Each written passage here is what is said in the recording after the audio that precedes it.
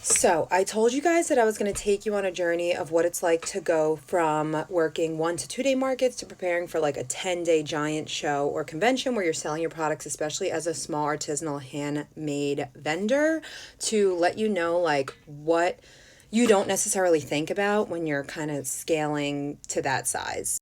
And I'm hoping to make multiple videos because there's a lot of things that you have to think about. But number one, I'm going to start with is, especially if you're traveling to a different state, you're going to have to comply with that state or that city's local regulations.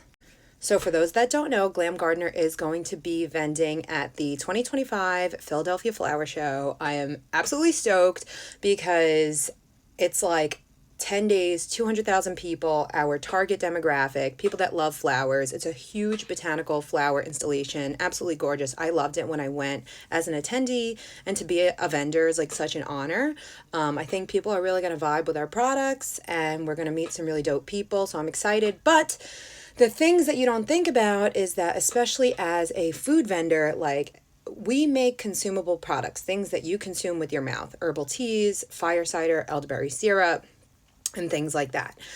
And even if I was just selling like a package of that for people to consume when they go home, let alone the fact that we do sampling, fresh sampling of products at the events, we still need to get a local town, city, or state temporary food vending license for that city or state.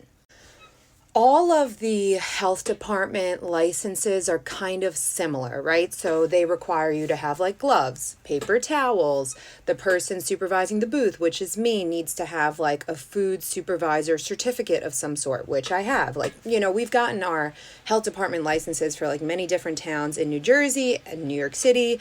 But when you're going to a new state, like, you kind of don't think about what might come up that they require you to have. And in regard to this show, one of they're very strict, which is fine and good. They want to keep people safe. But one of the things that they require us to have is like a piece of equipment that we don't have, which is, in this case specific, a 10-gallon hand washing station that's also heated. You can like Google how much these things cost.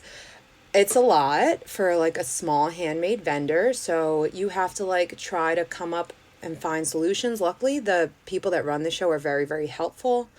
So yeah, it's a lot more than just like figuring out how to create a production schedule for yourself and an ordering schedule for yourself to make sure that you're on track to have enough stock and inventory for an event like this, which is a whole different animal, and I am like happy to talk about in a different video.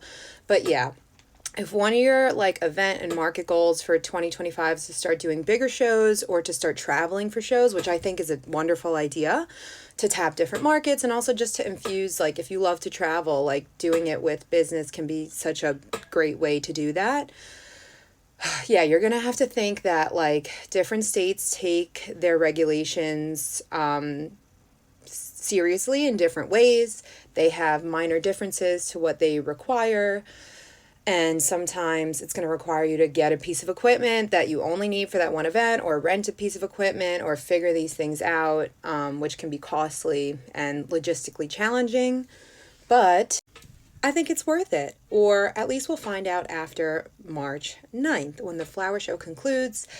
I'm going to be posting some behind the scenes over the next couple of weeks to let you guys know what you don't think about when you're going from doing 1 to 2 day markets to a 10-day show.